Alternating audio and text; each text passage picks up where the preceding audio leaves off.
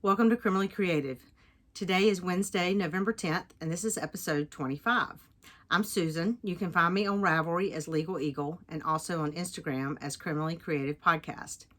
If this is your first time, I appreciate you checking me out. And if you've been here before, I appreciate you coming back, especially since it's been almost 3 months since I've been here. I am somewhat sporadic, I know, but I appreciate you coming back to check me out again. So anyway, this is going to be a long one, and a lot of it's going to be haul, but I'm going to put all that at the end, and I will put some timestamps in, so those of you who are not interested in certain sections can skip around as you want to. Like I said, it's been almost 3 months. I haven't done this since towards the end of August, and a lot has happened since then as far as, life and just things I've done and stuff. So let's get started. First of all, Hearsay. Since last time, I've taken a couple of trips, most of them planned, one of them not. But right before, when I podcast last, we were getting ready to go to New Orleans.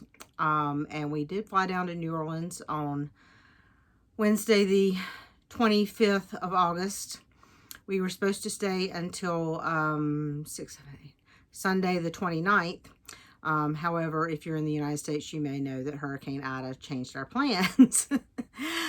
We flew down on Wednesday. One of the primary purposes for going, besides my parents' and my husband's birthday, was to go to the World War II Museum. And we did that all day Thursday, which was my father's birthday, and that was the main thing he wanted to do, so that was great for him. Unfortunately, by late Thursday evening, it became apparent that the hurricane was going to hit New Orleans, and that by Sunday morning when our flight out was, we probably would not be able to get out. So late Thursday night, we made the decision to go ahead and book flights and fly back home on Friday. We probably could have waited till Saturday, but we decided not to hedge our bets because we figured everybody would be trying to get out. So we ended up flying down on Wednesday and turning around and flying back on Friday. And cutting our trip short, but we had a good time for what little we were there. Ate a little bit of good food, and like I said, the World War II Museum is fabulous. We literally spent all day long there Thursday. Unfortunately, we had planned to go back again Saturday morning and see a few things that we didn't get to spend as much time on again, but we did not, we're not able to do that, but so we had that trip, and then a couple weeks after that, we went to the beach for a week with two other couples. We went to Ocean Isle for a week, and that was nice and relaxing, and we had a mix of weather. There were a couple of days of just rain nonstop, and then a couple of days that were warm enough to get out on the beach, but not super great, and then we had a couple of really nice days, so it was a good mix, but we basically spent some time on the beach when we could, and played bocce ball, and the rest of the time hung out in the house and read, and I cross-stitched some, and we played games at night and drank copious amounts of alcohol.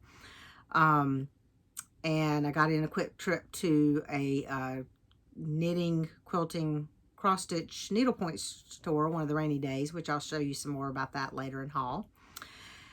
Let's see. While we were at the beach, we got a call from our son, who is in the Army. He is stationed out at Fort Huachuca and is an instructor out there. We had known that sometime this fall he was going to be promoted to E7, and he had asked us if we would come out there when that happened so that my husband could be the one to pin his new rank on him.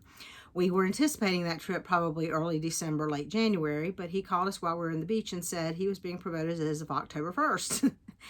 So we scrambled and got some plane tickets, and we ended up, he was able to push the actual promotion ceremony till Monday, October 4th.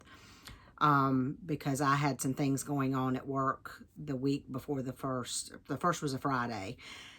And I had some things going on at work Monday through Thursday that I could not get out of. And so the earliest I would have been able to fly out was Friday. So we ended up flying out Saturday morning the 2nd and spending a couple of days with them, doing the promotion ceremony on Monday, and then flying back on Tuesday. So it was a real quick trip, but it was good to see them. We had not actually seen them in person since January, February of 2019 when they had PCS'd out to Arizona. Obviously because of COVID and 2020 and everything being shut down, he was not allowed to travel, and my husband also works for the Army as a civilian contractor and was not allowed to travel as well due to Army regulations. So 2020 was a bust. So it had been almost 3 years since we had seen them. It had been 2.5 years since we had seen them in person. So it was good to see not only my son and his wife, but the grandkids as well, who are now 9 and 6. So, you know, as you're aware, there's a lot of changes between 4 years old and 6 years old and 7 years old and 9 years old. So it was good to spend some time with them, even though it was only a couple of quick days. Let's see. After that, I keep looking down at my notes if you see me look down, because my brain is a sieve these days. I would never remember it all. SAFF, Southeastern Animal Fiber Fair in Fletcher, North Carolina, which is just out of Asheville, actually happened in person this year. So that was like October 22nd through 25th, whatever that weekend was. So I went to that with one of my, two of my girlfriends, Michelle and Marianne. Unfortunately, Roxy and Peggy, who usually also go with us, were unable to go this year. So it was a smaller group, but we still had a nice, had a good time, had a relaxing time. It was good to see some people in person that I had not seen in basically 2 years. And do a little bit of shopping in person. Well, a lot of shopping in person. You'll see that later too. But we had a lot of fun. It was nice, relaxing weekend away. In the midst of all of that, my friend Michelle and I have done a little bit of shop popping. There is currently a quilt shop pop in North and South Carolina going on in October and November. So we've done a little bit around our area, and also when we were up in the mountains, we hit a couple of shops and stuff and bought some fabric. I'm not going to show you all the fabric, but I may show you a few of the quilt patterns and stuff. I'm not sure why I'm buying so much fabric because I'm not sewing a lot, but plans. I plan to do it. Anyway, and then again, in amidst all of that has been work. As mentioned, as I have mentioned in earlier episodes, but if you're new, you may not be aware, I am a nonpartisan attorney for the North Carolina General Assembly, and we had redistricting going on. So I was previously on the redistricting team in the past decennium, the past 10 years, was not supposed to be on the redistricting team this year, but they ended up pulling me back in again due to some manpower issues. So that took up, that I was a little more involved in that than I had planned. So that was pretty much mid to late September and through the month of October, and they just finally completely adopted the maps last week. So in and amongst all that, I've had to do a little bit of traveling for some public hearings. Matter of fact, when I was in the mountains for SAFF, right before I left work the week before, they're like, oh, do you want to stay in the mountains for an extra day? Because they had decided to have some more public hearings, and one of them was about halfway back home from where I was. So I just drove Sunday night, actually got my friend that had a friend that rode with me, but fortunately her husband was willing to meet us halfway and pick her up. And then I went to another town in the foothills of North Carolina and did a public hearing on Monday before I came home. So it's been a lot of stuff going on. But it is getting ready tomorrow is a holiday, Veterans Day. And I have taken Friday off, and I decided last week after redistricting was done to take today off as well, so I could have a few days. One, to get this done today because I've been trying to do it for a couple of weeks and just haven't had time to do it. And two, because for some reason the Christmas bug has hit me early this year. I am usually nothing Christmas can go up until after Thanksgiving person, but I'm feeling it really early this year, so I'm going to start doing at least some Christmas prep this weekend. Of course, I have like tons of things planned to do this weekend, and I will probably get less than half of them done, but you know, good intentions and all that. I am going to spend the day with my mom Friday. She's going to come, and we're going to go to a store that's about an hour from here that has a huge Christmas section, and just kind of get in the spirit a little bit and just spend the day together and you know, hang out. So because my parents are heading to Hawaii with my sister and her family for Thanksgiving, so we will not see them at Thanksgiving. My husband and I actually have decided we're not doing Thanksgiving this year, in the sense that we're not doing a big family thing. He wants to hunt all weekend. I'm looking forward to some time to do some more stuff to get ready for Christmas. Although we do have a wedding to go to on Saturday after Thanksgiving, so that will pretty much take that day. But anyway, so that's, I don't know how long that is. That's almost 10 minutes of rambling. Let me get into what I've been working on. So first up is the verdicts, and the first verdict is a knitting project. This is, I showed you this before, I think. Actually, I don't know that I had started this last time on my podcast. I may have, I think I had the yarn and showed you the yarn. This is the Just Beachy Mystery Knit Along by Lisa Ross. It is over now. I have finished this, but I have not blocked it yet. So there are, the ends are woven in, but the strings are still hanging off of it because I don't stitch my ends until after I block it. I made this out of the Fiber Studio Yarns to Die For studio fingering in the Sand Dune colorway as the main color, and Surfer Girl was my mini skein set using a US 4 3.5 millimeter needle. And so the light tan is the Sand Dune. And you can see it's all very beachy. It was called Just Beachy, and I decided to go with a very beachy colorway. This actually is going to be a gift for someone once I get it blocked. But I will also put a picture here of it kind of laid out so you can get a sense of what it is. But anyway, I'm very happy with it. I enjoyed it. This was a very nice, nice knit, you know, nice little sections. I was chatting with Wendy from Silly Frou, the Sassy Pants Knitter, and she was asking if I thought it could be done as like an Advent knit. And while I think using an actual Advent kit, you would have to be very coordinated to kind of make it look right, probably. It certainly could be done as a Advent knit in the sense of doing one little portion. You know, it has about the right number. I'd have to count, but it has close to the right number to do, like, say, this little section one day, this little section the next day, that little section the next day. So if you wanted to break it up that way, I think that certainly would work. And I think Wendy might be thinking about doing that, but I don't know. The next verdict, where's my notes? The next verdict is a cross-stitch project. And sorry if I'm shaking the camera. I've got stuff sitting here on the table. This is Butter Believe It by Silver Creek Samplers. And I've still got it on a bigger piece of fabric because I haven't cut it down yet. It says, I have a lot to say. Maybe you should get popcorn. I did this on the called for 18 count Ada. Picture this plus fog. With the cardboard threads, except that I substituted Classic Colorworks Sassy Brass for the called for Gentle Arts Pumpkin Pie, which is this, the Sassy Brass is this orange color that the A Lot and Popcorn are in. I could not find the Gentle Arts Pumpkin Pie, and I had the Sassy Brass, and it looked very close to me, at least appearance-wise. I need to FFO this. This is going to be for a coworker of mine who is my birthday twin. My birthday was October 6th, so I'm a little behind. I actually finished the stitching on time. I just couldn't get it together to finish it. I am going to mount it. I've painted this. It's going to be mounted on this to look kind of like a little popcorn tin. And then I've got some little enamel popcorn pieces that are going to be glued on there so that it kind of looks like a little popcorn bucket. And that's one of my plans for this weekend, is to get that all put together and done.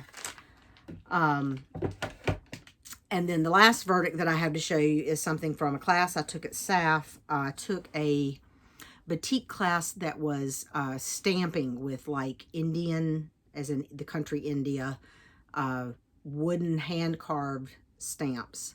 And you dip the stamps in wax and stamp on the fabric, and then when you put the fabric in dye, where the wax is does not dye, so it stays white. Excuse me. And then you take it out and let it dry, and then you, excuse me, well, I guess actually you don't have to let it dry. I chose the option of paying my instructor $20 extra to let her take it back to her place and do the final finishing.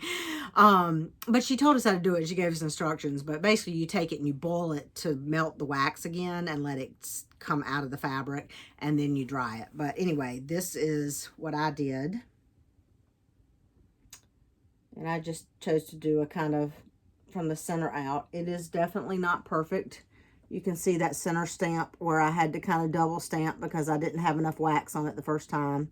The ones where they're lighter, like you can see that one has more white than that one. That's just, hopefully I'm showing that right. That's just the amount of wax that I was able to get on there. There's definitely kind of a learning curve of figuring out exactly, because you put in the wax, you lift it up, and then you like flick really hard to get like excess wax off and then stamp. And anyway, it was a lot of fun. It was one of those things that I just thought would be fun to do and have the end result, but I will probably never really do outside of taking a class. So, but I enjoyed it. Let's see. So I think that is all of the verdicts. So we'll get on to court and session and what I've been working on. I have, let's see, knitting. I have been working on my blankets, but again, I'm not going to show this till the end of the year. Probably sometime in December, maybe the week after Christmas, I'm going to do a whip parade of everything that I have in progress and plans for 2022. But anyway, so still working on the same pair of socks that I was in August, although I am further along. I am, this is, where's my notes? This is Fiber Nymph Dye Works in the Bronze Sparkle Base in the colorway Deep Fall. I knit my socks toe up 2 at a time on US 0 2mm needles. There is a little bit of bronze sparkle in that. I don't know. I don't think the camera's going to pick it up, but these are, I do a fish lips kiss seal on all my socks, and these are just about done. I'm getting ready to start the ribbing on the top of the cuff. I've gotten the legs about to where I like them, and so I'm going to start. I'll do probably about 1.5 inches of ribbing up at the top of the cuff, and they will be done. So they might get done this weekend. We'll see. Next up is my Winter Light shawl, which is from the Hybrid Knit Along 2020 from Stephen West. He is doing another one this year, I think. I don't think he's released the patterns yet. I have not gotten much further than the last time I showed you. This is in a Jambi Smiley bag. I don't know if she's doing bags anymore right now. So I think last time I showed you I had done these 2 honeycombs, and I've done a 3rd, and I've started a 4th one, and that's really about all I've done on that. I have done some other knitting in crocheting that I can't show you just yet because they were Carolina Fiber Fest test patterns. I am hoping to get those up on the website, if not this weekend, in the next week. So then we'll be able to show those. And if you're interested in the yarns I'm using for that, I'm not going to go through them all right now, but that my Ravelry page, again, I'm Legal Eagle on Ravelry. I keep notes on what yarn and needle sizes and all that I'm making on all my knitting projects and crochet projects on Ravelry. And then last to show you is the Bounce Baby Blanket. Bounce by Tin Can Knits is one of my go-to patterns for baby blankets. I don't remember where I was last time I showed you, but I've gotten through a full color repeat on this one. This right now is for nobody in particular. I just am slowly working on one, trying to have one on hand for when somebody pops up pregnant or, you know, that sort of thing. I'm knitting this out of Universal Yarn Cotton Supreme and on a US 7 4.5mm needle.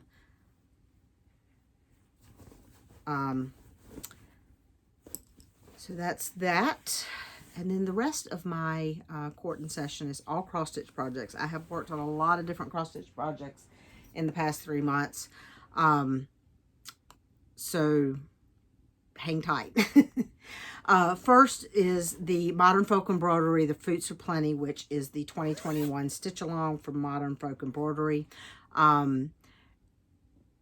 obviously, the last time I podcast was late August. I finished August. I've done September. I've done October. So I will put a picture here of what the whole thing looked like at the end of October, because I have this bunched up on my 8x8 Q-snap and I don't really want to undo it. And I am working on November. And so this is what I have done so far on November. This is on 36 count Edinburgh antique white linen in the called for colorways, which are, I think, DMC 3750, which is the dark blue, and then the light blue, which you can't really see because I haven't done a lot on haven't done any on November. I think is 930, 932, 939, something like that, 930 something. Anyway, this is in a brass button bag, llamas. I'm going to go through these quickly. There is a spreadsheet linked below that is for all my cross-stitch projects that will tell you designer name if I forget to say it, fabric I'm using, and then if it's the called for floss, or if it's not, it will tell you at least the basics of any substitutions I've made. If you have additional questions, feel free to message me on Instagram or email me at criminallycreativepodcast@gmail.com. The second one that I worked on is Winter Wonderland. This is by Dorothy Kanzi from Historic Meister. I'm doing this one through the Silk app. This is on 36 count Edinburgh in light mocha. And I have gotten, not quite, but most across the top part done. This is kind of like a 9 square type thing. So,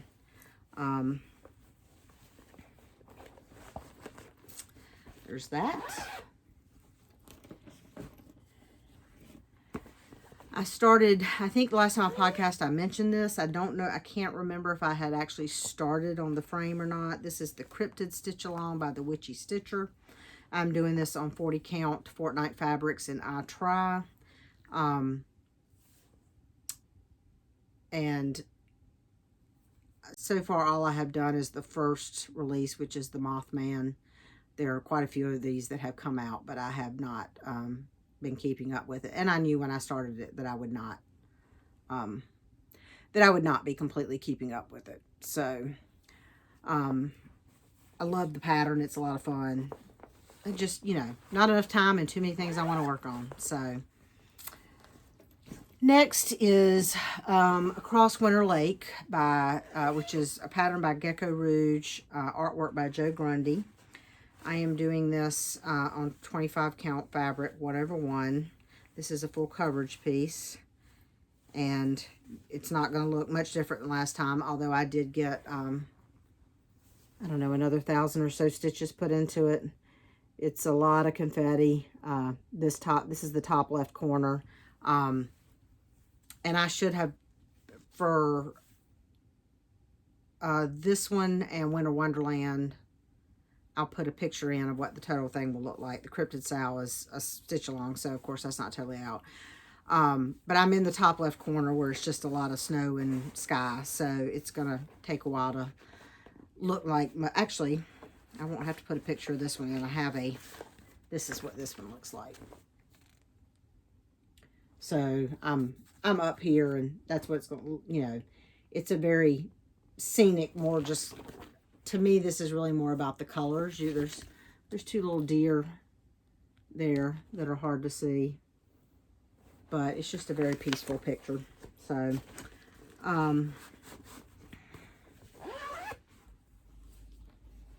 let's see, what's next?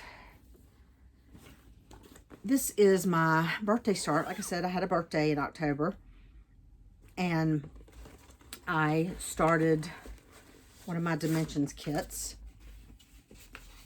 This is a gold kit. This is Winter Cabin.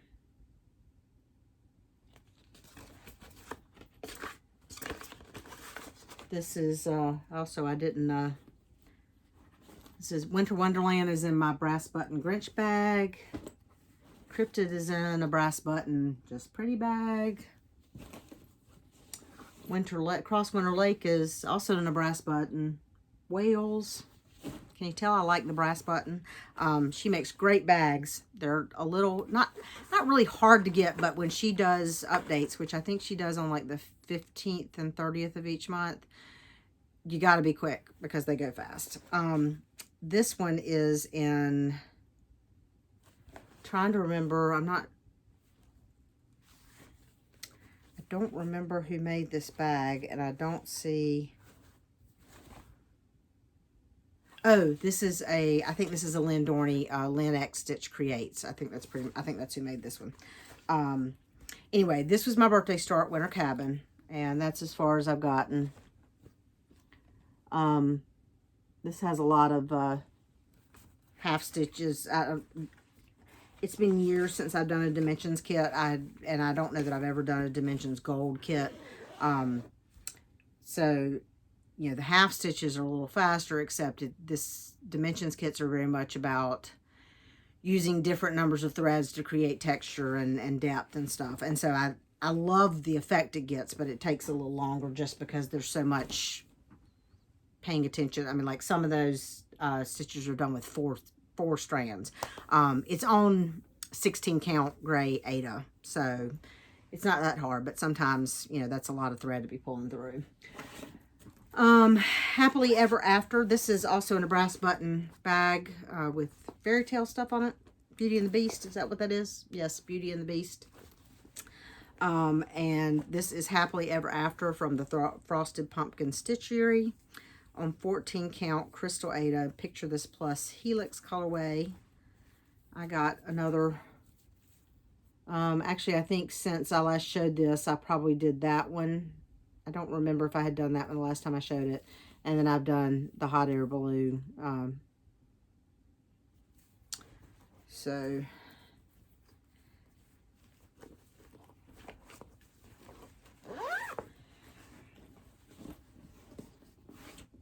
this one, this is a brass button bag. I do have some bags that aren't brass button. It just happens that a lot of my projects that I've worked on. This is Christmas at Hawk Run Hollow. Christmas at Hawk Run Hollow by Carriage House Samplings. I am doing this on 27 count Linda Even Weave in the Whisper colorway, 1/1. I'm still on the first block. This typically is right now has only been getting worked on when I can participate. Pam from Stitching in the Land of Good Enough does a Hawk Run Hollow Zoom. She's been doing it twice a month, although it's going to go down to once a month. I think starting this month or in December, because she's adding a Fancy Lady on the other Thursday. But anyway, so when I'm able to attend that Zoom, I've been stitching on that. But other than that, it really hadn't gotten much more effort. So it's kind of slow going. But then Treasure Hunt Bookshelf, which is a Heaven and Earth design with artwork by Amy Stewart. This is actually my oldest WIP. Started this back in 2016 during a brief resurgence of cross stitch that fizzled out. And I will put a picture up because it is a full coverage piece. And again, I'm in the top left corner. Which looks pretty, but doesn't look like much yet other than just background scenery. I'm doing that on 25 count 1/1.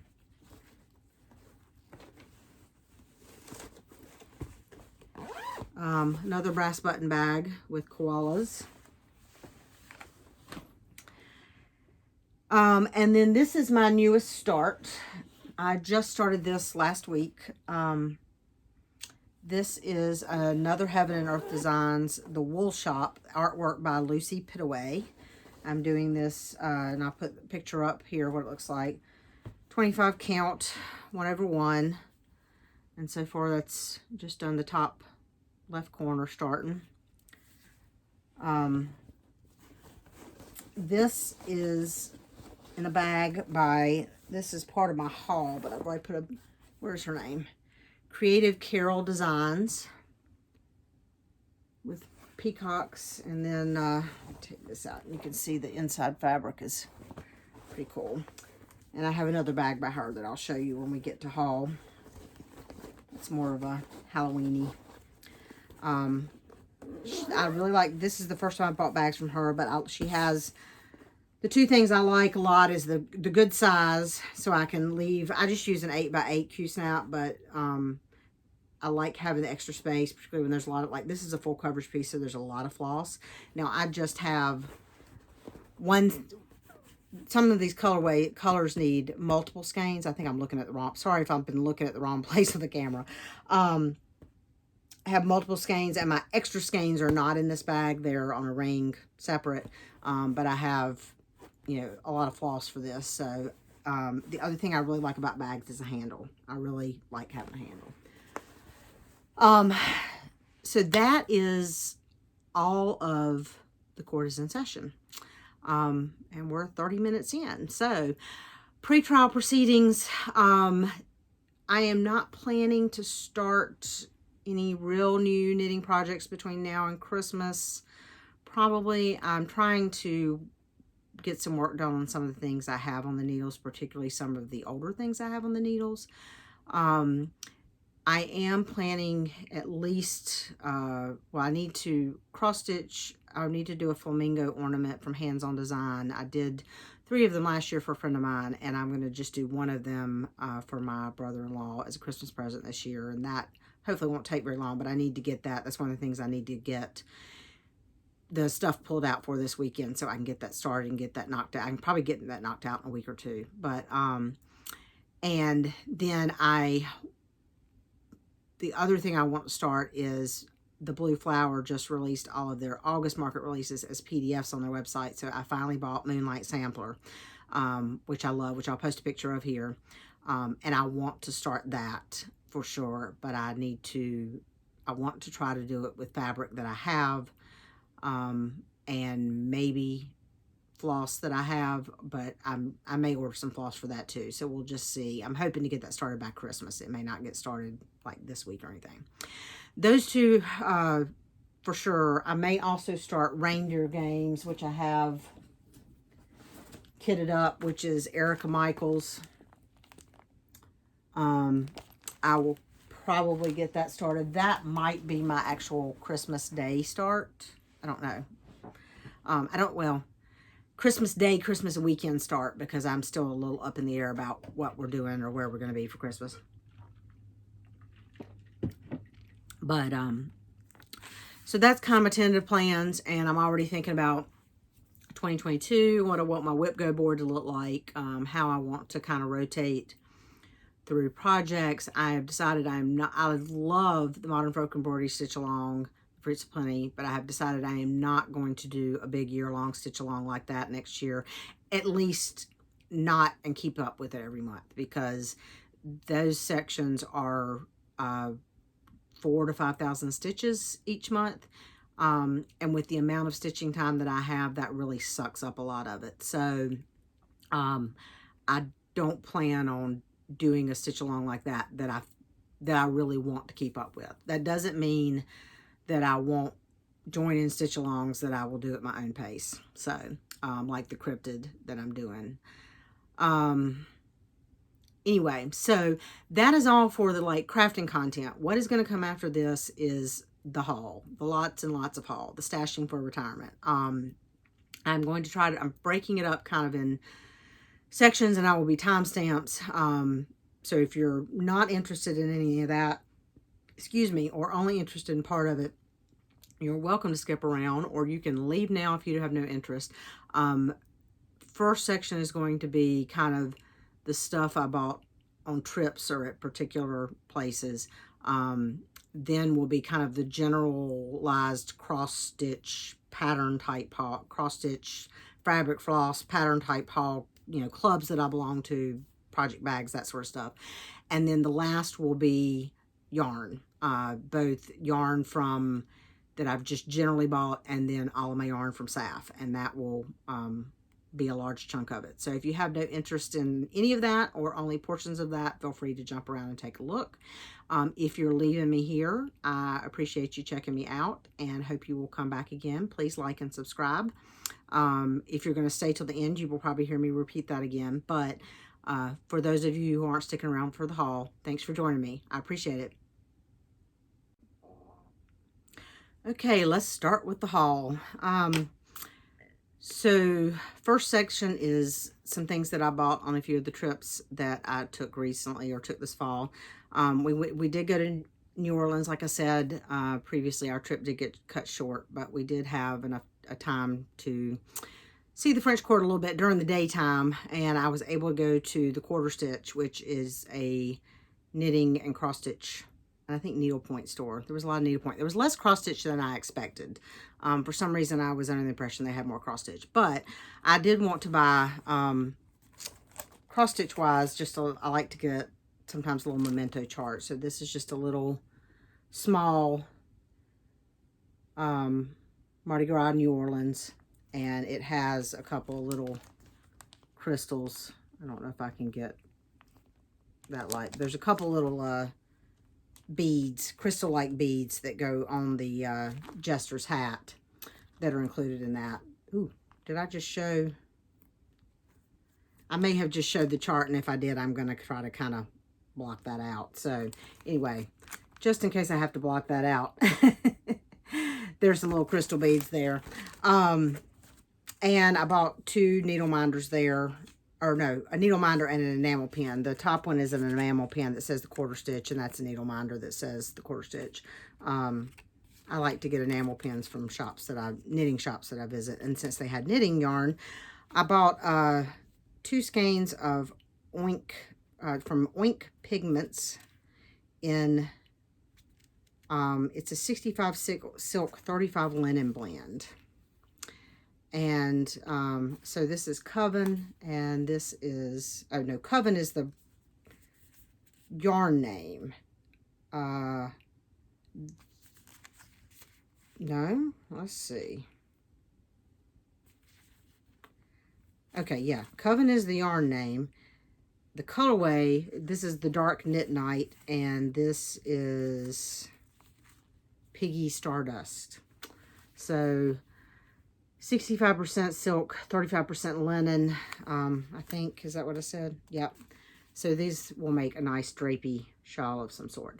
I didn't realize at the time we were there that Oink was going to be at SAFF. So, so I did buy 1 other skein of yarn from them in a different base while I was there. But anyway, so that was my haul from New Orleans. Went to the beach, and like I said in the earlier part of the episode, we had a couple of really rainy days at the beach where we just basically hung out in the house. And one of them, about mid-afternoon, I decided, you know, nobody else that I'm with is interested in going to the knitting, quilting, cross-stitch, needlepoint store an hour away. So while it's rainy and everybody's just hanging out, that's what I'm going to do. So I drove up to Southport, North Carolina, to a store called Angel Wing Needle Arts that I had heard a lot about, but I had never been to. And I bought a little bit of everything. I did buy some fabric. I'm not going to show you. I'm not showing you any fabric because it's just too much. So, and I haven't really done anything with it right now. So, but I bought a bunch of stuff. There's going to be a little crinkling because these bags are kind of loud, but I was trying to keep it all corralled. So let me see if I can get it out without making too much noise. Sorry for the crinkling. And I dropped stuff. Excuse me. I think I dropped 2 things. There we go. So I got some little stitch markers. I bought a Shishiko coaster kit, and so I got the Shishiko needles and the thread to go with that.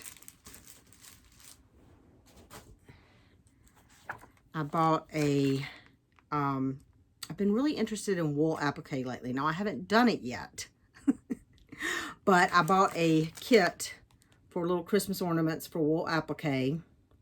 And this has everything you need in it except for the fusible interfacing that if you want to use to hold the pieces on while you stitch around them. So that's something that I want to try at least make one of these before Christmas. But, you know, again, we'll see. I got this little kit, Mill Hill kit, that was cute. Another Mill Hill kit that was cute. I got a couple of cross-stitch patterns. This one is a North Carolina sampler by LaMonica Designs. I probably will, I don't know that I will do this as one big thing, but I liked having the patterns for the various landmarks. Biltmore House, the Mile High Bridge at Grandfather Mountain. I think that's, yeah, the church at Bath. What else? Bellamy Mansion in Wilmington. Tryon Palace, which was the colonial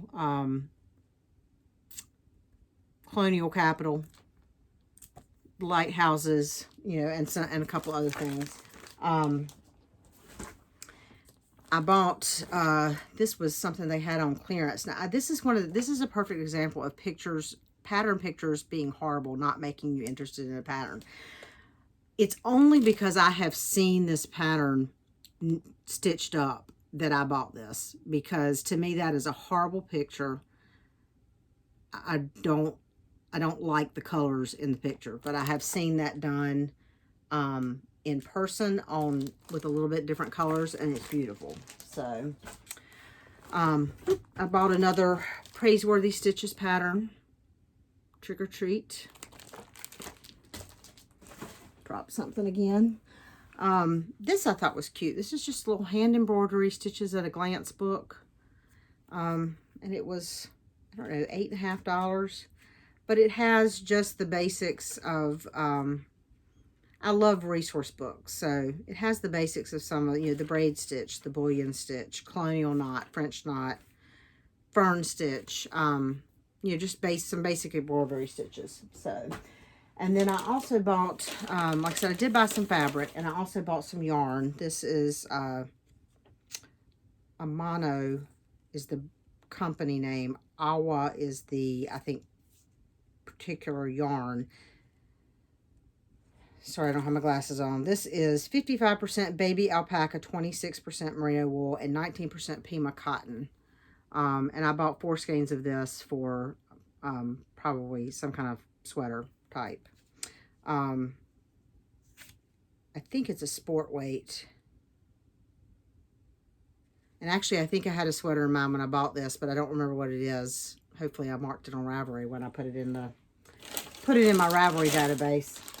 And if you're interested in seeing any more yarn up close, I do have all of my yarn inventory in my Ravelry account too, as well, with more details about the yarn and that sort of stuff. So that was the beach angel wing. And then, like I said, we made a quick trip to Arizona. And so Fort Huachuca, where my son is stationed, is about an hour south of Tucson. Flight schedules from North Carolina to Arizona are really bad. For one, Arizona doesn't do daylight savings time. And when we went, it was still daylight savings time in North Carolina. So instead of the normal 2 hours behind us, they were 3 hours behind us. And so we flew out really early on Saturday morning, our time, and got there what was like lunchtime their time. But it also meant the flight back on Tuesday was like at 6 a.m. Arizona time in order to not get back to Raleigh at midnight. So we drove back up. We had rented a car and drove from Huachuca back up to Tucson Monday. And after the ceremony, my son and his wife had to go back to work, and the kids were in school. So we went ahead and drove back up to Tucson and spent Monday night in a hotel near the airport. And so that we were there already for our really early flight. So we had a little bit of time Monday afternoon. So, of course, I found the shop that had cross stitch. And I have forgotten the name of the shop. It's an interesting shop. It's an interesting shop model because it's not just a cross stitch store. They have a lot of cross stitch stuff. Sorry, I feel like I have a hair or something in my eyelash. But it's also a gift shop, and they are a non-profit gift shop that they're with volunteers work in the store, and the funds go to women's causes like domestic violence, and I think some other, they go to help women and children. I will figure out the name of it if I, The West, it's on the sticker. It's called The West, and it's in Tucson. So we went there, and actually my husband picked out most of these because my husband is originally from New Mexico. So he likes the whole desert vibe type thing is home to him. So he helped me pick out a couple things that he liked that eventually I will do. One is this called Desert Sunset 2 by Fireside Originals.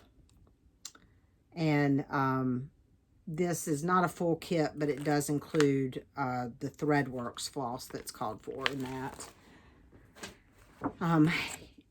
We got this with the Cocapelli, and also bought the smaller one. So I will probably do, I'm not sure, I haven't decided yet how I will do this. This is done on 14 count, and make a 5x7. So I don't know if I will do that, or if I might reduce the count and do both of them somehow on the same piece of fabric at the same, they're the same stitch count size, about, yeah, not exactly 98 by 70. So I may do them on the same piece of fabric somehow, or I don't know, frame them together. I hadn't decided yet, but they will be done the same regardless. And then I picked up, they had some pre-cut Wheat Style Works and Gunmetal, which I got for, it's either Girls Night Out or Boys Night Out. I can't remember the designer name. It's a cross-stitch chart that has little buttons. Is it Jabco? I know the buttons, I think, are just another button company, but I'm not sure if who the pattern designer is. Anyway, I have both those patterns, but I didn't have fabric for one of them, so I went ahead and bought that. And then I picked up, they had the, never took French, Soie d'Alger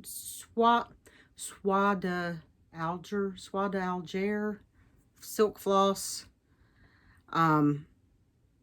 So I just picked up a couple little skeins of that I may try on a project sometime, just to try. So that is all the trip specific haul.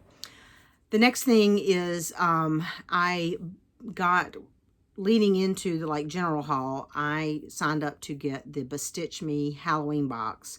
I have been hesitant to order any of the boxes because they're expensive. And it's not that I begrudge the money, but I'm hesitant to get something I don't know what I'm paying for and then not really liking it. I have seen a lot of the reveals for the Black Art Needleworks. What is it? Black something? I can't remember what it's called. Black Art Needleworks. Hopefully you know what I'm talking. I'll put it across the bottom of the screen once I figure out what it is. Black Needle Society, that's what it's called. I've seen a lot of the reveals for that, and honestly, 3 out of 4 of them, I'm kind of like, and most of that stuff doesn't really interest me. You know, I like the fabric that they put in there, or maybe the floss or the pattern, but I don't really like the whole box, not to spend the amount of money that's required on it. So I've been hesitant to do any of them, but I did take a chance on BeStitchMe's Halloween Box, and I love it. I really wish that I had signed up for the winter box, but I had not received the Halloween box yet, and until I'd gotten one, I really did not want to invest that much more money, not knowing if I was going to like it. But I really loved the BeStitchMe Halloween Box, so I'm going to really quickly show you what's in that. I'm not going to do a complete and total, unveiling, but I'm just going to show you the biggest pieces of that. So first of all was a project bag by A&D Sewing. So good size project bag, and it just has orange inside. Of course you got fabric. Sorry for the crinkle. I got the 40 count box. When I ordered this, I was trying to get some 40 count. Since then, I have realized that my old eyes don't love 40 count. I can do it, but I will do 36 count for anything else. But we got 4 pieces of 1/8 fabric and 40 count. I got Tombstone. I'm not going to open each of these just in the interest of time. Smashing, which is an obviously lovely Halloween pumpkin. Haunted. Whoops. Sorry, dropped that one. Love that. Has a lot more green in it. And Paranormal. So, I love Brandy's fabric anyway. I get her monthly fabric. This was really cute. It's a little wooden casket. And inside are a lovely pair of scissors. And also there's a magnet on the top for a needle. Got a couple of needle minders. A ghost, a resin ghost. Oh, you can see that? It's hard to see on that white. And a wooden pumpkin. Of course, Brandy includes floss. This is her silk. I'm not going to take these out, but her silks, some orange, green, green and purple, orange and purple, black. Some floss drops in the shapes of pumpkins, that are jack-o'-lanterns that are really cute. A scissor fob with a little pumpkin and a bat dangling on it. And then this little bag has a little magnetic pin. It's got a magnet on the back, but it's a pin cushion. It's got a little a needle threader with a eyeball on it. And this is, you see the little skull, but it's counting pins. There's two needles on it, and they're to be used as counting pins. So anyway, I was very pleased with that box for what I paid for it.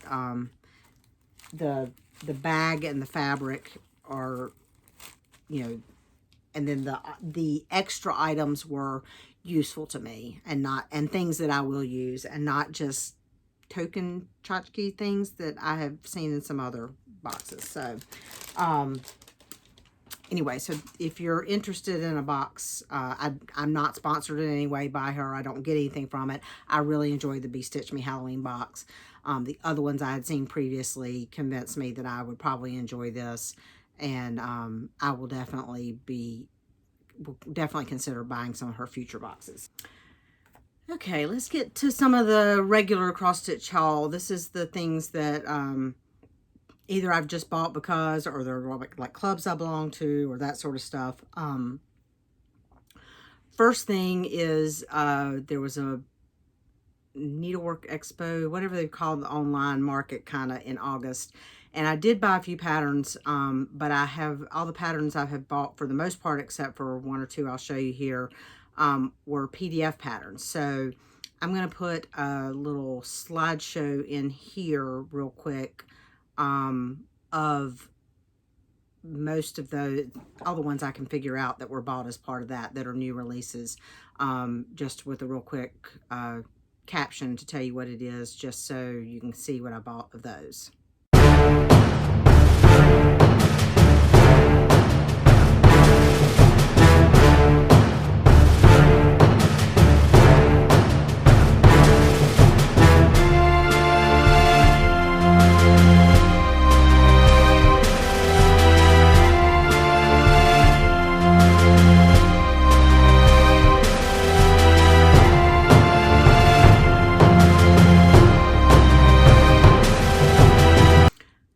Okay, so now to the rest of the stuff that I have in person. First thing is I had, at the beginning of the year, signed up for a year of Kiriki embroidery. This was a quarterly kind of club thing, and I got the last one of those, which was a moth.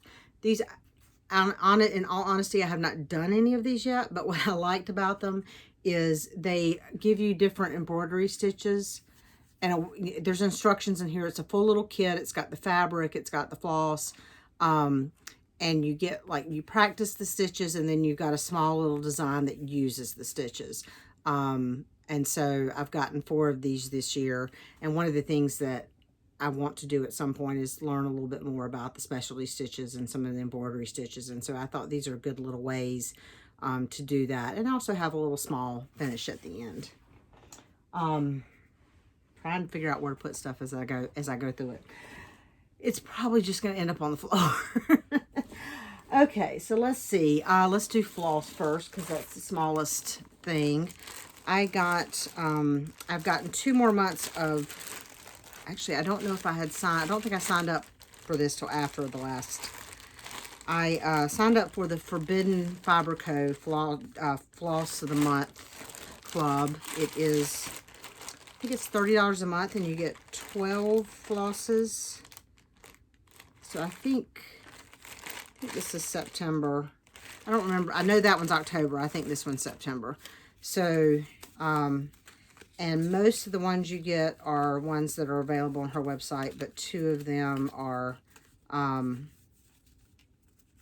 think, one-of-a-kinds that are only available through the club. So this was, I think, September's. I'm not going to go and tell you the names of all of them because, again, the quantity of haul and interest of time.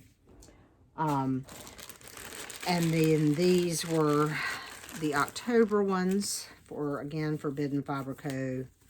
Floss Club.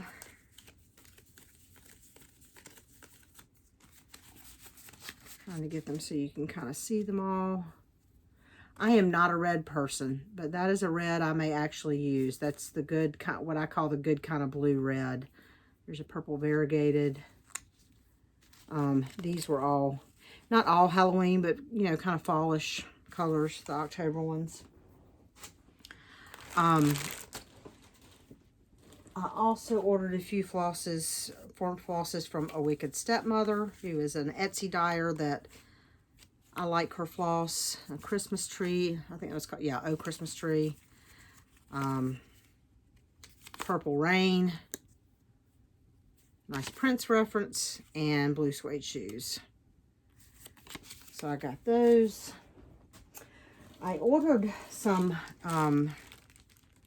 floss from Stitchy Stuff, who is an Etsy store. And I'm not going to take these out of the bag because they're pretty well, so you can see them, I think, without the glare. And I think I got cotton. Yeah, these are 6-strand cotton. She also had some silks, but I got the cotton. So just trying to build up a little bit of hand-dyed floss collection to pull from. And then I have September and October in Color and Cotton. I get these directly from Color and Cotton. I get the 5 skein set. So this was September. And this was October. I think that is all the floss. One thing I also signed up for is Jabco, Just Another Button Company. I signed up. They have a, it's not, I don't think it's quarterly, it's every other month kind of button club where you get a 10 of buttons, and there's, let's see if I can tell you. So in here there are 3 or 4 definitely themed buttons. Like this was the October one, so it's got like a little pumpkin with the witch hat on it, an owl, little purple bat. I think there's something else in here, but it seems to have gone hidden. And then there's regular buttons in kind of the color scheme. I think there's one more themed button in here, but I'm not sure where it's gone. And so I'll get that every 2 months, and the next one I'll get will be like a Christmas themed one. And then I also ordered from them, I have the Praiseworthy Stitches Mr. Bones Starlight Ballroom, so I ordered all the buttons that go with that. And then I ordered the buttons that go with another Praiseworthy Stitches pattern that I have that's Halloween, that I can't remember the name of, but I've showed you in the past. So,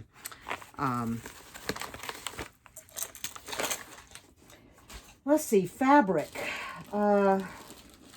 Whoops, lots of fabric. mostly from clubs, but some not. So I also joined Forbidden Fiber Company's Fabric of the Month, and this was August. I'm not going to take these out of the bag just in the interest of time and crinkling. This was September. I'm getting a 1/4 yard of 36 count in these. Fortnite Fabrics. I started this club originally in 40 count. I've switched to 36 count. I think this one is 40 count. This was the August, I think, Phoenix Rising. I am in their grays, whatever they call their grays club. And Pick Me, Choose Me. I don't remember which month this was. 36 count. And We Aim to Please. That one's got a hint of a purplish tint to it. Fiberlicious Club. This was, that was September. So yeah, I think this was September. They were having I get 36 count fabric from Fiberlicious, but they were having a delay on their 36 count. They sent out an email and said, we hope to have 36 count soon, but your September will be delayed, or you can switch to another fabric just for this month. And I went ahead and said, give me 18 count Ada, just because occasionally I want some Ada. So this was the September colorway, which was called Rustic Fall, and on 18 count Ada. And then the October colorway was Wicked Night, and I was back to 36 count linen. Again, I'm not going to open that up, but it's blues with some greens and stuff. I got in finally off the waiting list to Jody from the Steel City Stitchers fabric. So I have Jody fabric. I get 36 count. Yes, 36 count linen. So I got these two pieces, which this is like a hot pink, and then a very kind of a spruce piney gray. And then I just got this. This is the November. So that was October that I got. And her club, no, everybody doesn't get the same thing. I mean, she has, I don't know how many colors she dyes, but then she just kind of mixes and matches and tries not to give you the same color feel from month to month. So this month I got this, which is it's towards red, but it's a pinky red, and then a really pretty like kind of navy, and you can see there's a hint of purple to it, but it's a navy. So got those. Those are 1/8 cuts of fabric, and I think I said they're 36 count linen.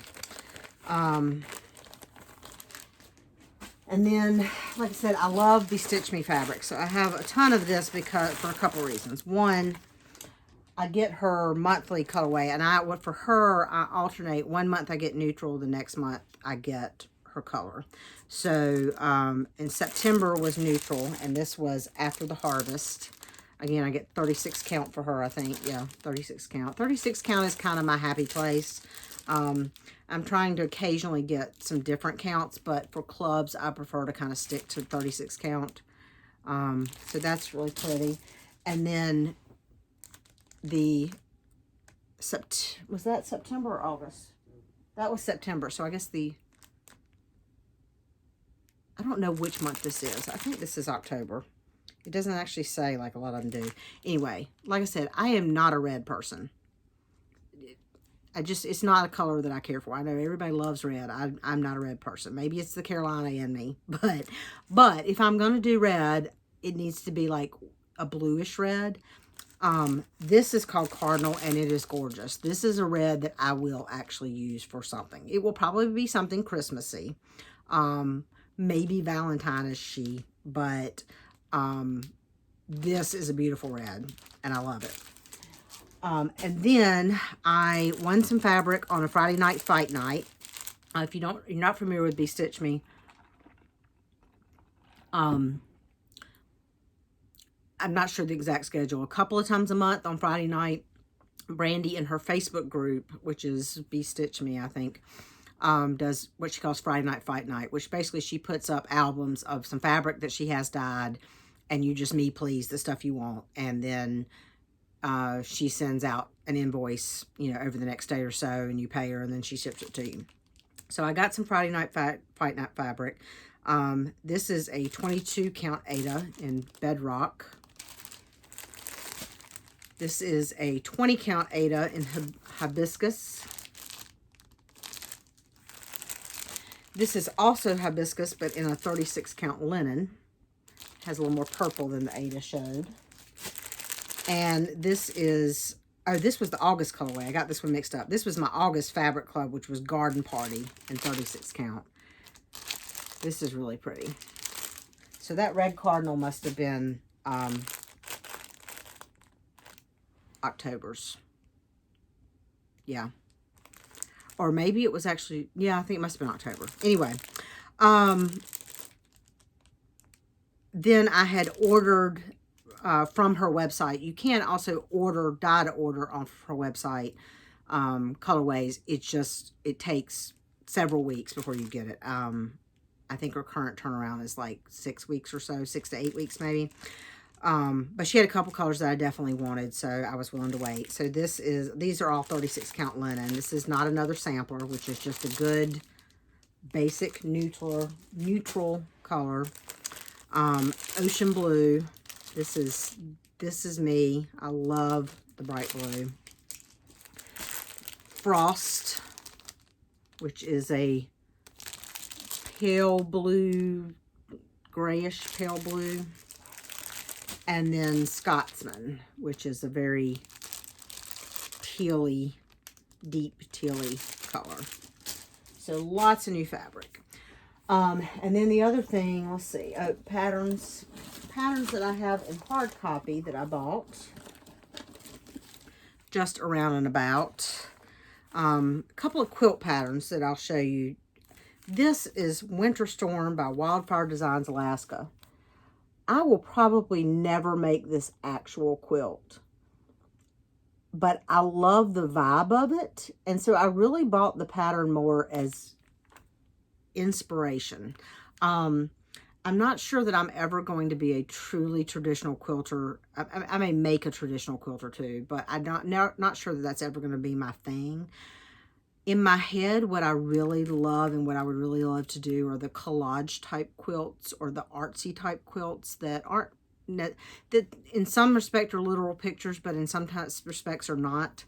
And this gives me that vibe. And so I really, I bought it for the pattern. I bought it for the snowflake patterns. I bought it just for the general vibe of it and as inspiration. I bought this holiday table runner pattern. I saw this at one of the quilt shops we visited. It's just adorable.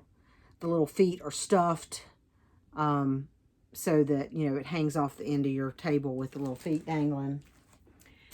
And then I bought this one, which is a breast cancer, or it doesn't have to be breast cancer. You could do any color and do any of the ribbon colors, you know, that the various ribbons stand for. Matter of fact, on the back, it has a sample where one's done for Hodgkin's lymphoma. So, I don't know, but it also looks like it could easily be made with a jelly roll. So, I may make that one time. I bought the Just Cross Stitch magazine, which October 2021, mainly because I really liked that pattern on the front.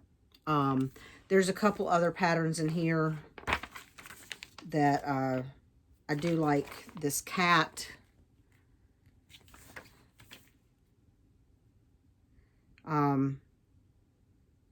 There's a couple other motifs in some of the other patterns that I liked. I like this one and that one. But let me get back to the front page. But mainly, I really liked that witchy on the front, and so it was worth the however much this cost for me, $6.99 to get that one pattern. Something else I did get from the August Expo is Hands On Design Take Whisk, which is the third in this series. I have the first two, and also it gives you the third part of this pattern up here, so I bought that. I got the Prairie Schooler Santa's Revisited, what does that say, 13? 8. These were I now have all of the Prairie Schooler Santas in some form, either whether it be through one of these revisited patterns that has 3 or, you know, as a single pattern. But this had the last 2 that I did not have, which were, I think the one with the clock and this one up here, I think were the 2 I did not have yet. And then this pattern, I don't know when I'm going to stitch this, but I love patriotic patterns. I'm kind of a government geek more than, it's not so much the patriotism to me as it is the government, maybe. I don't know. Yeah, it is patriotism. Anyway,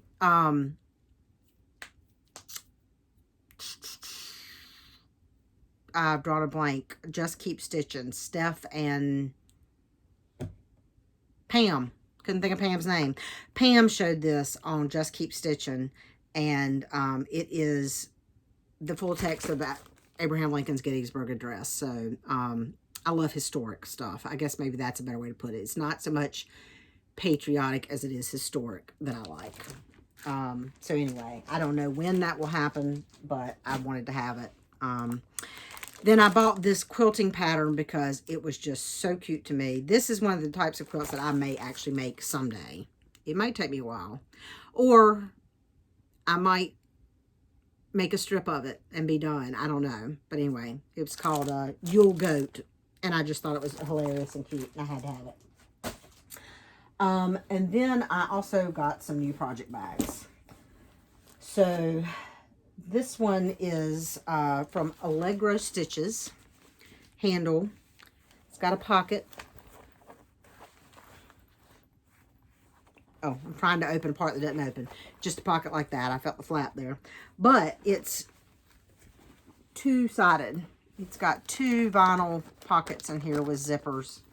And cats eating popcorn at the movie theater. My quarantine cats project is going to go in this. I'm going to move it to this because it's a full coverage, so it'll be great to have fabric on one, and I'll be able to have the thread on the other side. Another Creative Carol bag. The other Creative Carol bag I got was a Halloween one with owl and stuff. The witches on the back.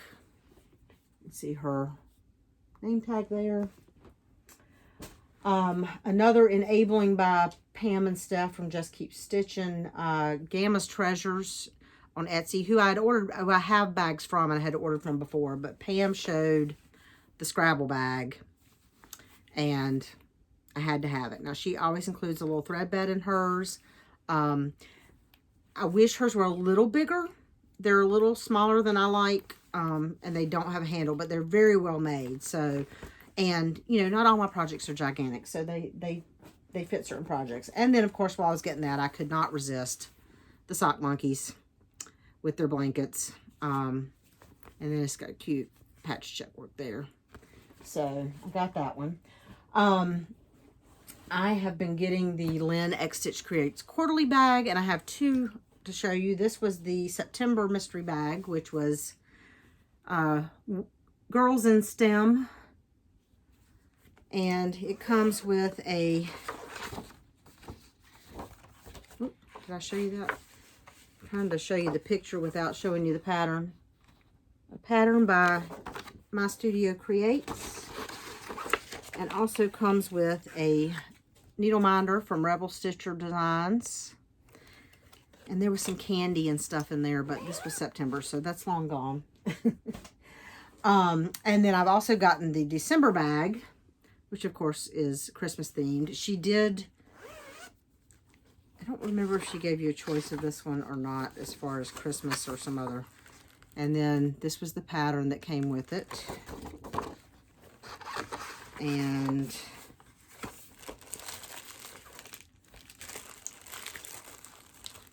this is the little bag with goodies. I haven't actually eaten these yet. And this was the needle minder. And it came with some tea and candy. Oh, and this one also actually has some counting pens as well this month. I feel like there was something else in the September bag that I've already put away somewhere, but I can't remember now what it was. Sorry. So that is all the general cross stitch haul. Coming up next is the yarn, which is both yarn that I have just bought and yarn and other items that I purchased at SAFF. There's a couple things that aren't yarn. So if you're interested in seeing all that, stick around. Okay, let's look at some yarn.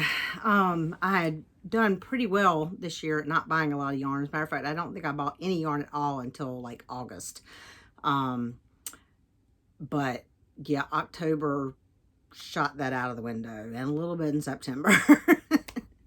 So anyway, we're going to start with yarn that got bought kind of just because, and then we'll do all the SAFF stuff last.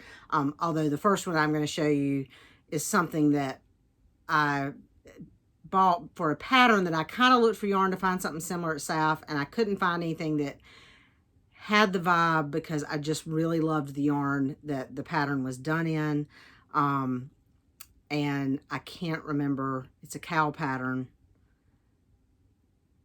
and I can't remember the name of it right now, but it's designed by the person who dyes the yarn. So anyway, I ended up ordering the yarn from Europe because I just couldn't find anything quite as well, that worked quite as well, or that I couldn't find the same colors, and I just really loved the colors that it was in because it's the Delft cow, D-E-L-F-T, like Delft, China, and so I just couldn't find the color vibe. Anyway, so this is Peregrine by CLK, who is Crystal LK. She is also the designer of the Delft cow. This is a little scissor pull fob that came with the yarn, and it is Peregrine in the Glacier colorway, ivory. It's actually written in French, but it means ivory, and Naples, N-A-P-E-L, but that's a French word. I don't know exactly what that means, but anyway, so this is going to be the Delft cow, and that is something that I probably am going to cast on around Christmas. That's one of the definite plans I have for cast on. I had not ordered Desert Vista Dye Works yarn all year, but of course, every year on her anniversary, she does not only an anniversary colorway, but she also makes all of her colorways available for order. I limited myself to 3 skeins, but I did order some yarn, and that just came in. So I got her 10th anniversary colorway, and I got this mini skein to go with it for at least heels, maybe toes and cuffs, but probably just heels. So I got that. I also got the Grease colorway because I am a Grease child. I am a child of the 70s and 80s, and when Grease came out, we knew every dance, we knew every word, we knew every song. We used to dance "You're the One That I Want" in our living rooms. You know, with somebody taking the John Travolta role and somebody taking the Olivia Newton-John role, and pretended like we went up and down the stairs in the fun house and the whole 9 yards. So anyway, that's the Grease colorway. And then the Sweeney Todd, which is just, I love almost all her colors. I could go crazy. I am on plans. I'm debating. This year I've not been doing a sock a month, but I'm thinking about doing the Desert Vista Dye Works sock a month. Not club. I can't remember what she calls it, but basically you do a pair of socks a month, and for every 3 months you do it, you get a discount code. For every 6 months you do it, you get a free skein of yarn, and if you do it all 12 months, you get a free skein of a special colorway that's only available to the people who do all 12 months that year. It's a great marketing play for her to sell yarn. I get that, because you got to have you have to do it all out of Desert Vista Dye Works yarn. I don't have a problem with that because I have a ton of Desert Vista Dye Works yarn. Another self-striping, I bought a skein of mustache yarn in the Lykke colorway, L-Y-K-K-E. No, that is the base. No, maybe that is the colorway. Anyway, just really pretty. Just really liked it. I caved to a Lollipop yarn update, another self-striping dyer. This is Show Off with the, those always come with a 25-gram mini. And I love how she names hers. Like, this is called Show Off, and the colorways are, the individual colorways and the striping are called Strut, Swagger, Selfie, Saunter, Bold, Brave, Confident, Cocky, and Mini Me. Oh no, this is Bold, sorry. This is her quintessential base, which is an 80/20 superwash. This colorway is Mood, also in her quintessential base. You can't really see that one very well. Let me pull that one out real quick, because that bag is about the color as one of the colors in the yarn.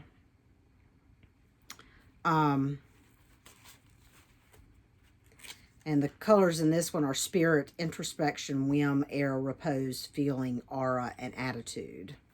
So I really like the way she names her colors.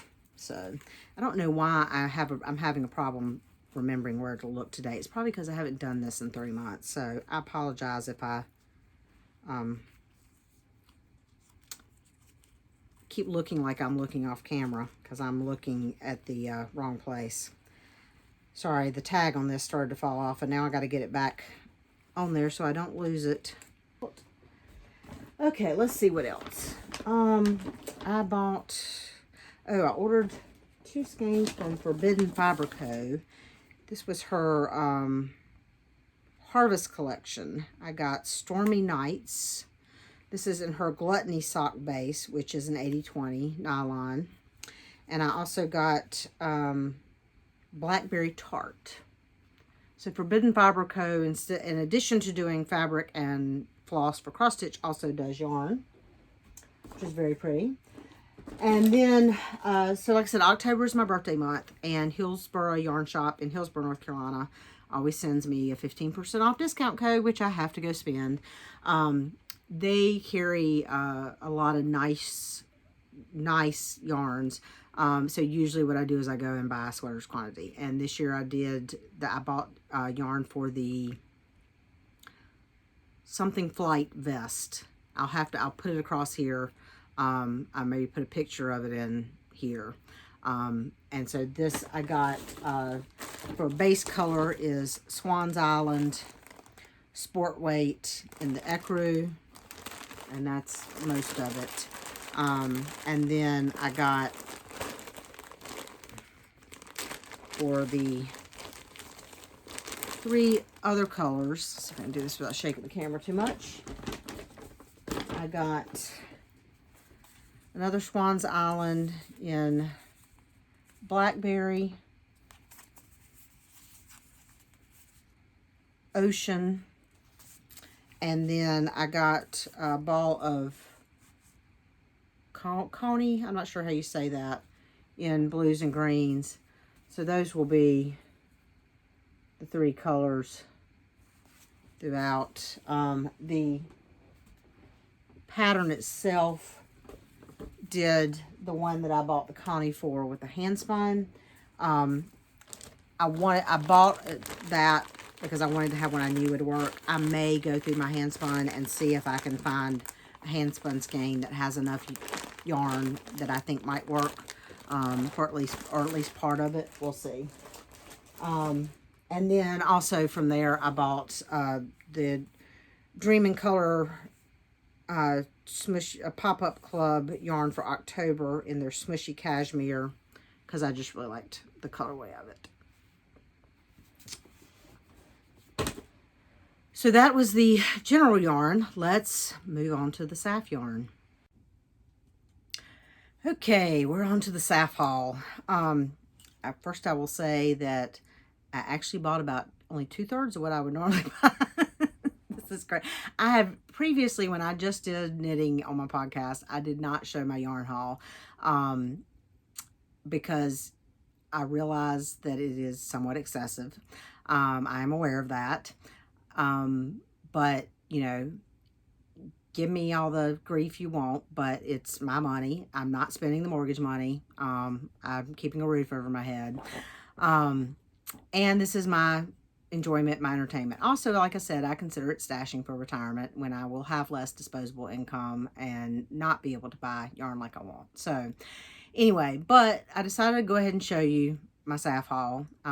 If I get a bunch of grief for it, then maybe I won't show yarn hauls anymore, but we'll see. Anyway, so a couple things that are not yarn that I bought. I bought this little tapestry loom.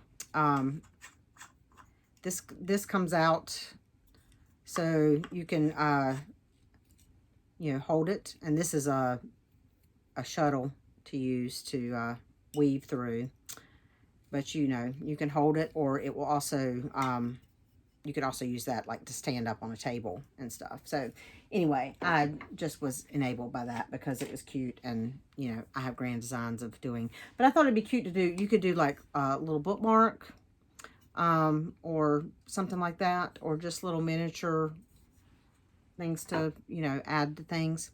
The other something else that I bought that was not actual yarn is I bought this needle felting kit. This booth, who is Painting with Wool, I guess that's their business name. Felted Sky, I think, is their business name. This was one of the most attractive booths I have ever seen at a fiber event. I mean, just the whole vibe of their booth was just so well put together. It was gorgeous, just the booth. You could just sit and stare at the booth. Anyway, they had several of these kits that, it was a married couple, and she teaches needle felting. And all of these designs were her designs, and it was very hard to choose, but I picked one, and this is the one I chose. And I also from them bought a foam thing to do the felting on, because I did not have. I've done a little bit of needle felting, but it hasn't gone. But it was 3D felting, and I haven't finished the project, but it doesn't quite look like what it's supposed to look like. So anyway, so that was something that wasn't yarn. I bought, okay, Miss Babs is always at SAFF. And the interesting thing is, I've been to Maryland Sheep and Wool. I've never been to Rhinebeck. Maryland Sheep and Wool, the line for Miss Babs is literally out the door of the barn. They have to put her on an end because the line to check out for her is always out the door, and you can not move in her booth. You can barely get in there. So I don't tend to buy a lot from her at Maryland when I go, other than maybe her show colorway, because she's always at SAFF. And it's not that people don't, you know, shop at her at SAFF, but for some reason it's just never quite as crazy as it is at Maryland, and like I've heard it is at Rhinebeck. I don't know why. I mean, there's always a lot of people in her booth, but you can like move, and you don't have to like, there's not a line wrapping around to pay. I don't know why. Anyway, so I bought two sweater quantities from her. I bought this Yowza in Quicksilver. And this is going to be, I was going to look on my phone, but I'm actually recording on my phone, so I can't tell you. This is for a sweater pattern that I think is an Andrew Mowry pattern. I will put the name of it down here below. I think that's what it's going to be for. The sweater pattern calls for something that's a boucle yarn. I don't really want to do boucle. I don't want to knit with boucle yarn. I just, you know, it's one of those yarns that's got a lot of drag, and just, it's hard to pull through. I just don't want to knit with it. So I think this is going to be, it's kind of like a tunic cable sweater pattern that I'll put the name of, if I haven't already, down across the screen. So that's what that's for. And then I also got, this was her show colorway, which is called Purple Mountains, and I got that in a DK base because I will probably make a hat or something from that. And then the other sweater quantity I got from her is another sweater quantity of Yowza, and I think I've got like 5 skeins of this yarn, because and this is in the boysenberry color. This is going to be the Bear Hug sweater, which is a, sorry, buzz on my nose, turtleneck sweater that is part of the Miss Babs fall collection. She always has some designers do patterns in her yarn. And they're available on Ravelry, like from the designer, but they're just part of the Miss Babs collection. And I can't remember the designer name for the bear hug sweater, but I want to do, and this is the color that the pattern picture is done in. I want to do an identical sweater. It is a like broken rib, kind of tunic length turtleneck sweater, and I love it. So that's what that's going to be.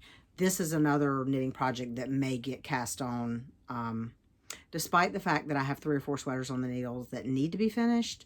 This one might get cast on before the end of the year. I haven't decided yet. Throwing yarn away.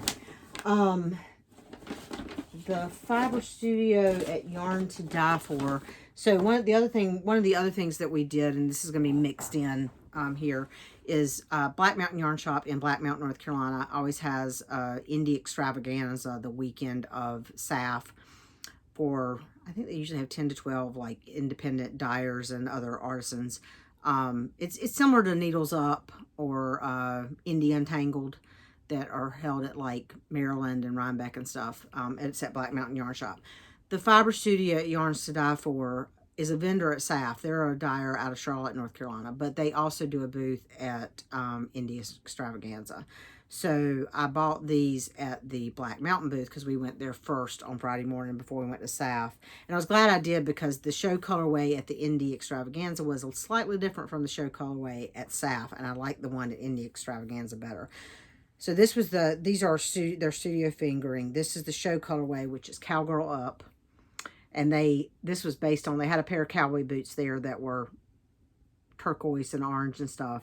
And then I got these other 2 colorways to go with it. Foxy and Sage. Now that might be a 3-color shawl, but I also had, where'd it go? This is the yarn that I did that Just Beachy shawl out of, and I had this much of the sand dune left, which is, I want to say about 3/4, maybe 60% of a skein. So with that and this, that might be enough for me for a fingering weight sweater.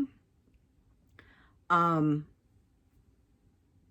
I don't know, that might end up being some kind of sweater or garment of some kind. We'll see.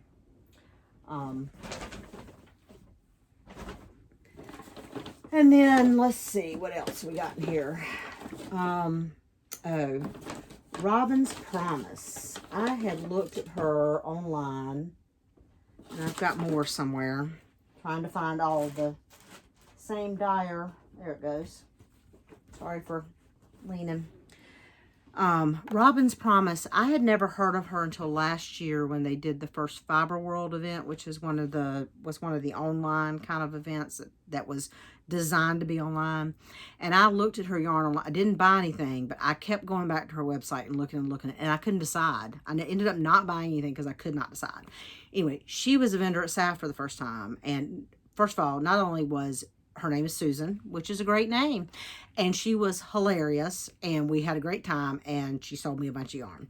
So I bought, so these 2 are probably going to be a cowl, and I've forgotten the name again. I'll have to put the name, I think, of the cowl that I think they will be.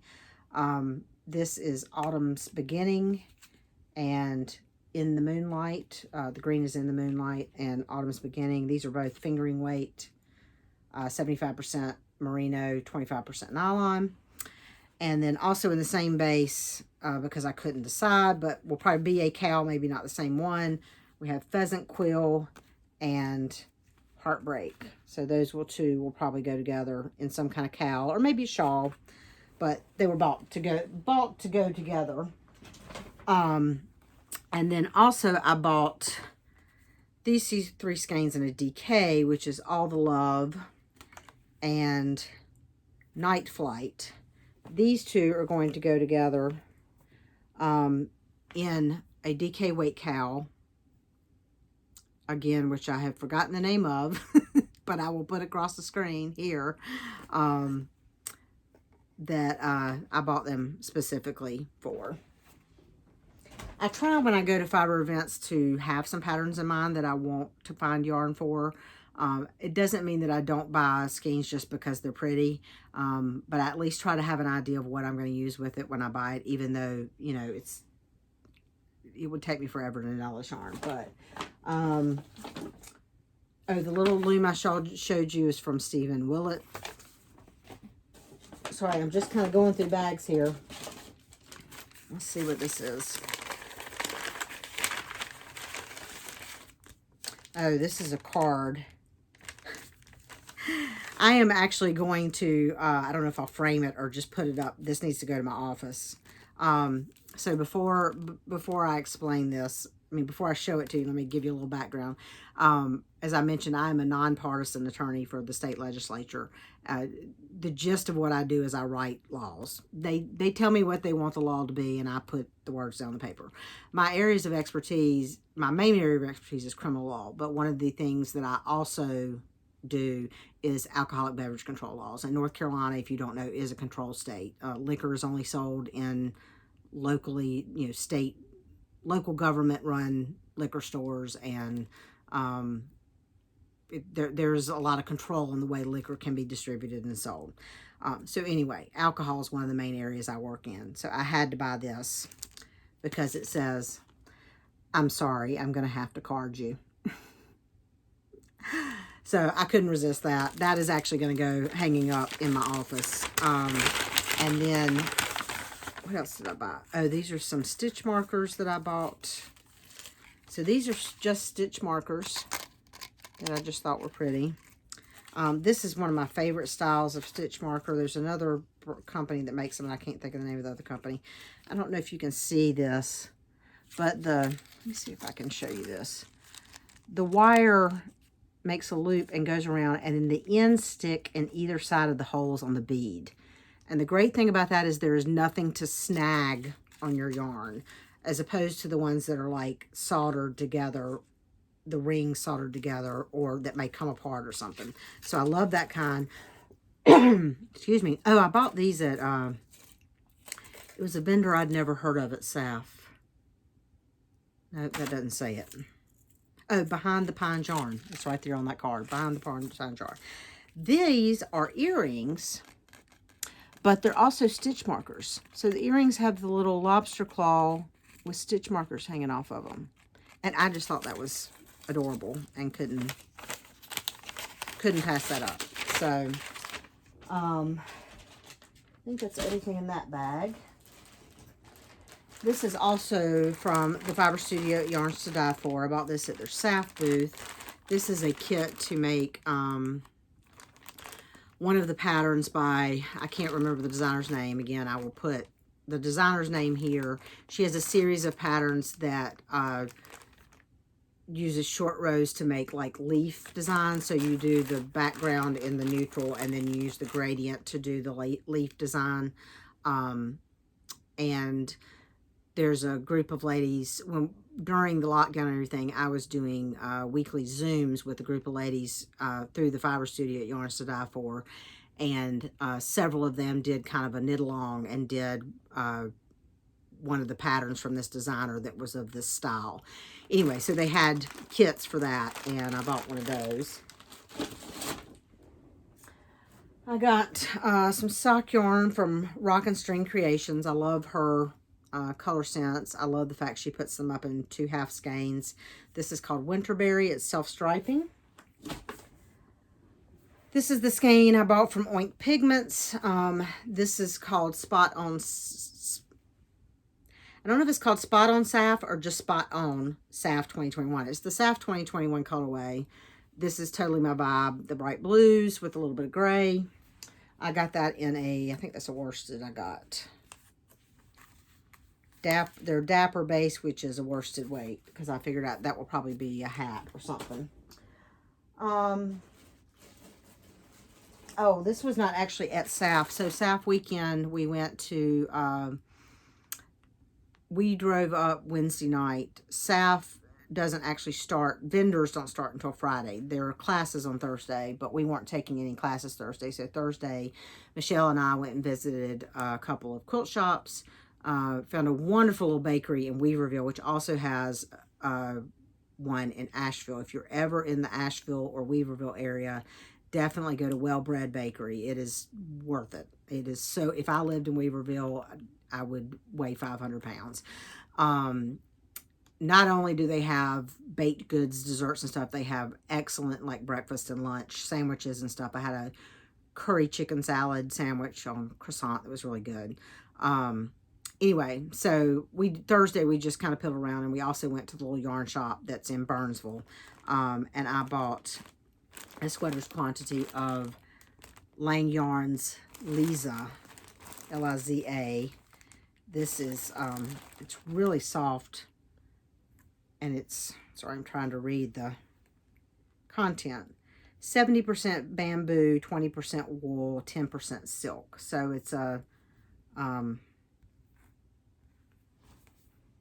think it's actually a sport weight, 165 millimeters to 50 grams. So yeah, that's about a sport weight. So that, I bought that. That's probably going to be like a summer top of some sort. Let's see. Time Lord gradient from Mode Knit Yarn. This is a gradient kit of fingering weight yarn, 80-20, 80 merino, 20 nylon.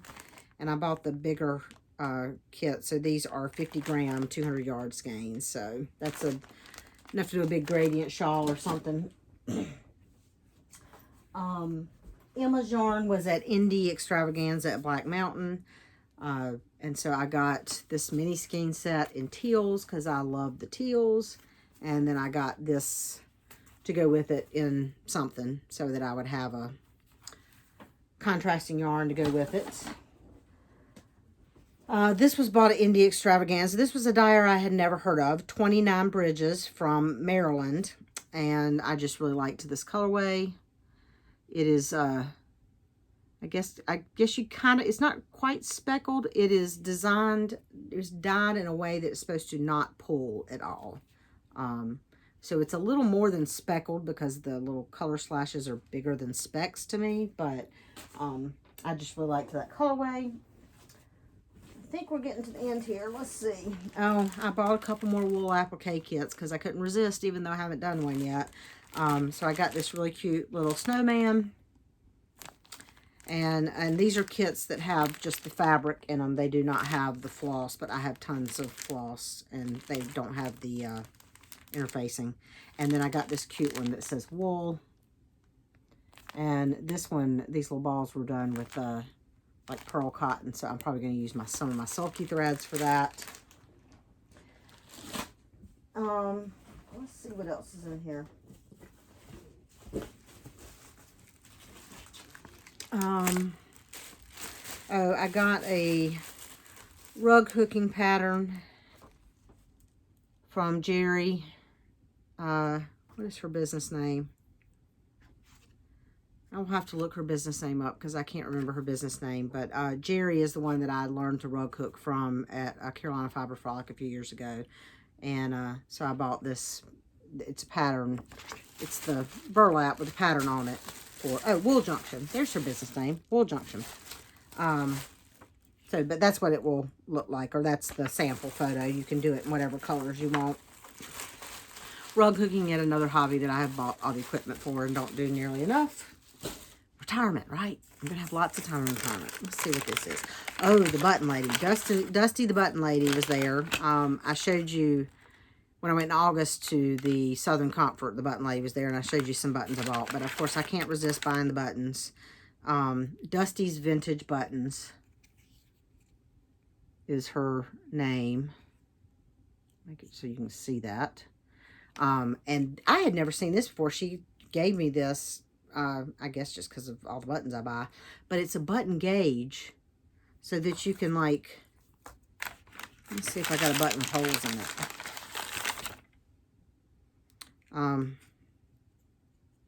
You line the hole, the holes up with the little circles, and it tells you, so like if a pattern calls for a, 5/16 button, you can hold the button up to the button gauge and see if that's it.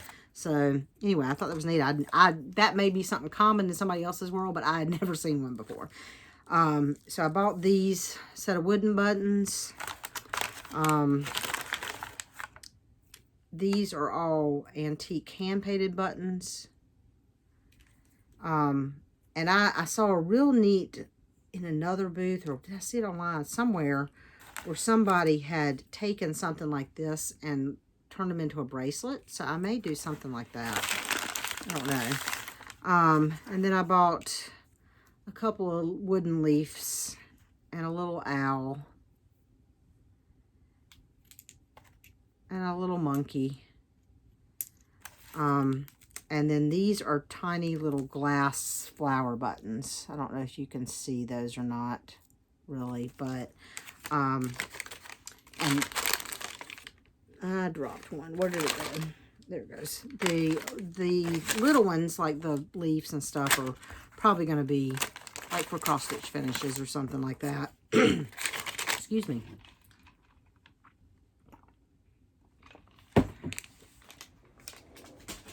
Okay, let me check the pockets here. What's that? Oh, there's something else. I haven't totally unpacked all this. I don't know what that is. Oh, that's, there was a vendor at the Indie Extravaganza that had like stickers and pins. And so I bought a couple of enamel pins. So this is a little spin dial that the dial says must, and around it it says knit, sleep, stitch, sew, crochet. And the little spin dial thing actually moves. And then I also bought this one that says survival kit and has like yarn and a wine bottle and stuff in it. And then I got a coffee mug, a sticker that says 2020 survival kit, and then Queen of Yarn, and a big one that says Queen of Yarn that's gotten kind of mangled. This little one I'm probably going to turn into a magnet for my the side of my file cabinet at work. I bought some magnet sheets recently so that I can turn some stickers into magnets. I've just got to figure out, I think I'm going to have to, I am not about to, so my magnet sheets are like, not 8.5 by 11, but close to, I don't know what size they're over here, but they're like full sheets of magnet. And I am not about to try to, because so you put the sticker on the magnet, or this is how I envision doing it. You put the sticker on the magnet sheet and then you cut the magnet out around the edges of the sticker. I am not about to do this around the magnet. So probably what I will do is cut a rectangular piece of colored paper or something to put this on so that I can cut the magnet in a more squared off fashion and not have to do the little designs like that. Let me double check my bag here. This is my big old Vera Bradley bag that I carry around fiber things. Although this year I carried one of my Hoagie box totes in an effort to not have quite as big a bag. And Susan from Robin's Promise was very jealous and offered to swap yarn for my bag. And had I not been carrying my purple one, which is my favorite color, I might have actually considered it. But I didn't. So anyway, I think that is it. As if that is not enough. But so I'm going to let you go. And I hope if you've stuck around this long, I appreciate it. And I hope you enjoyed seeing, all my extravagance of spending money. But I hopefully will not have so much next time, because hopefully I will be back sooner, for one. But anyway, y'all take care. See you later, y'all. Bye.